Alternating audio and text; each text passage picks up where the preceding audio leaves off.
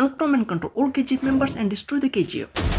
तो चलो बिना देरी के शुरू करते हैं। केजीएफ एक कठपुतली का खेल। केजीएफ को पाने के लिए हर कोई दूसरे का खून बहाने के लिए तैयार है, चाहे एंड्रोस ने अजेंद्र देसाई को मारा हो या गरुड़ के भाई विराट ने अपने पिता सूर्यवर्धन को, और कमल तो फालतू की मौत मर गया। और इन सब की वजह है केजीएफ की सोने की खदान है। सूर्यवर्धन ने केजीएफ में कुल 9 मैच बनाई थी और सबको ये दिखाया कि केजीएफ में सिर्फ एक सोने की खदान है, जिससे किसी के मन में शक भी ना हो और कोई विरोध भी ना करे। केजीएफ की 4 स्तंभ थे यानी पिलर। एक था सूर्यवर्धन जिसने केजीएफ को बनाया, और जब सूर्यवर्धन की तबीयत बहुत ज्यादा खराब हो गई तो सबके मन में केजीएफ को पाने की लालच जगी। दूसरा हथीरा जो केजीएफ को और भी बड़ी टेरिटरी बनाना चाहता था, खानसार जैसे। तीसरा गरुड़ा, कब क्या करेगा किसी को मालूम नहीं। इस बात का अंदाजा आप इस सीन से लगा सकते हैं कि इन सब ने गरुड़ा को केजीएफ से बाहर निकलने के लिए सूर्यवर्धन का स्टेचू बनवाया, लेकिन वो स्टेचू निकला गरुड़ा का। और चौथा वानरम जो केजीएफ को प्रोटेक्ट करता है। वानरम का कैरेक्टर शायद मामा कटप्पा से इंस्पायर है, क्योंकि इन दोनों की सिचुएशन एक जैसी है। राजा चाहे कोई भी बने, माहिष्मति का या केजीएफ का, इनकी सुरक्षा के लिए किसी की जान लेनी पड़े, अपनी जान देनी क्यों ना पड़े, लेकिन सुरक्षा करते रहो। इसका एग्जाम्पल है वानरम पहले गरुड़ा की सुरक्षा करता था, गरुड़ा के मरने के बाद रोकी भाई की सुरक्षा करता है। अगर सूर्यवर्धन ने केजीएफ का कंट्रोल गरुड़ा की जगह अपने भाई हथीरा को दिया होता तो रोकी भाई केजीएफ पे कभी आ ही नहीं पाते। अगर रोकी भाई केजीएफ को पाने में कामयाब हुए हैं तो सिर्फ इस इंसान की वजह से। इसे इसकी बेटी भी थी, क्या नाम था उसका, छोड़ो आप कमेंट में बता देना। रोकी भाई ने गरुड़ा को मार के केजीएफ का कंट्रोल अपने हाथ में लिया, लेकिन रोकी भाई चाहते तो गरुड़ा को डीवाईएसएस पार्टी ऑफिस में मार सकते थे, लेकिन मारा नहीं। जब रोकी बम्बई में शेट्टी के लिए काम करता था तो उसे ये लगता था कि ये सारा सोना साउथ अफ्रीका से आता है, लेकिन ये सारा सोना कहीं और से आता था। फिर रोकी भाई को पता चला Garuda, KGF, illegal mining, and रोकी भाई को चाहिए थी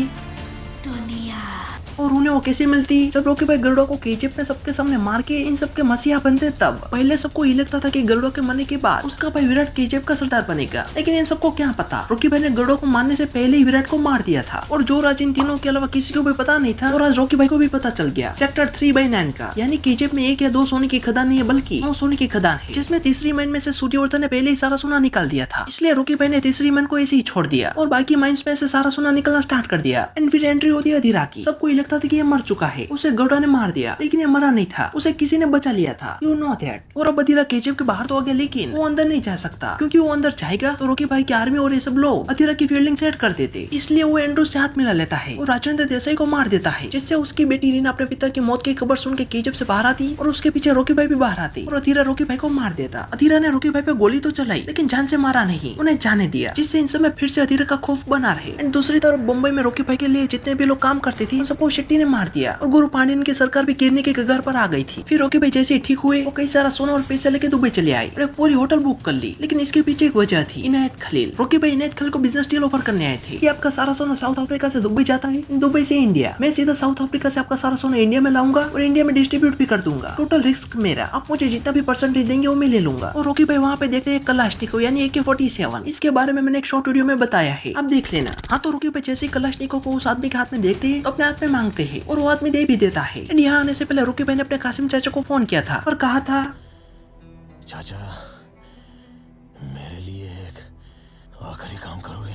आखिरी काम इसलिए क्योंकि इस काम के बाद रोकी भाई और भी ज्यादा पावरफुल हो जाएंगे। वो काम था, जिस तरह शेट्टी ने रोकी भाई के आदमी को मार दिया था उस तरह रोकी भाई भी कासिम चाचा की मदद से शेट्टी के आदमी को मार देते। और ये बात इनायत खलील को पता चलती है, जिससे इनायत खलील रोकी भाई के बिजनेस प्रपोजल को एक्सेप्ट कर लेता है। एंड रोकी भाई यहाँ पे कई सारा सोना और पैसे लेके आए थे, क्योंकि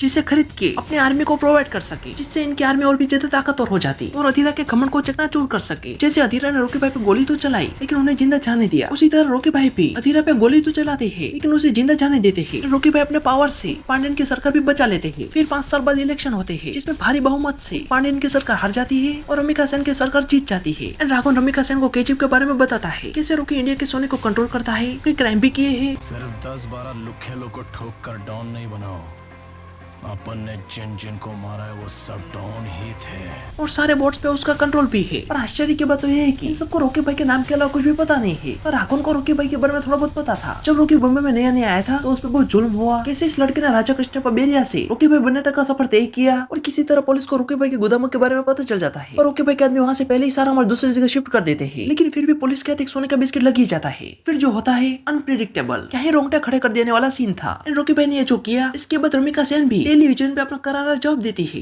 मेरे पास भी हथियार है, घुस के मारेंगे। दूसरी तरफ एंडोस एंड अधीरा को तीसरी मान के बारे में पता चल जाता है एंड राघवन को रोकी जिस ट्रस्ट की मदद से अपने ब्लैक मनी को व्हाइट मनी बनाता है उसके बारे में पता चल गया है। उसने ऐसा रमिका सेन को बताया, लेकिन रमिका सेन को ये पता नहीं था कि इस ट्रस्ट से इनकी पार्टी के 200 मेंबर्स को भी फंड जाता है। और लास्ट वाला सीन, अधीरा ने रॉकी भाई की पत्नी रीना पे गोली चलाई क्योंकि इसने सिर्फ रीना का हाथ पकड़ा तो उसका हाथ काट दिया। शेट्टी ने रीना के बारे में उल्टा सीधा बोला तो उसे मार दिया। इसीलिए अधीरा ने रीना पे गोली चलाई। और अधीरा को ये पता नहीं था कि रीना प्रेग्नेंट थी, लेकिन रीना को अपने आंखों के सामने मरते हुए देखने के बाद रॉकी भाई बहुत ज्यादा गुस्से में आ जाते हैं और अधीरा को मार देते हैं। एंड अधीरा को तीसरी मान के बारे में किसने बताया उसका पता चलते ही रॉकी भाई उसे मारने निकल पड़ते हैं। पहले मुझे भी ये लगा था कि रॉकी भाई रमिका सेन पे गोली चलाएंगे, लेकिन यहाँ पे तो पूरी बाजी ही पलट गई, इसलिए विलन तो कोई और ही निकला। रॉकी भाई गुरु पांड्यन को गोलियों से छन्नी छन्नी कर देते हैं। और केजीएफ चैप्टर 3 में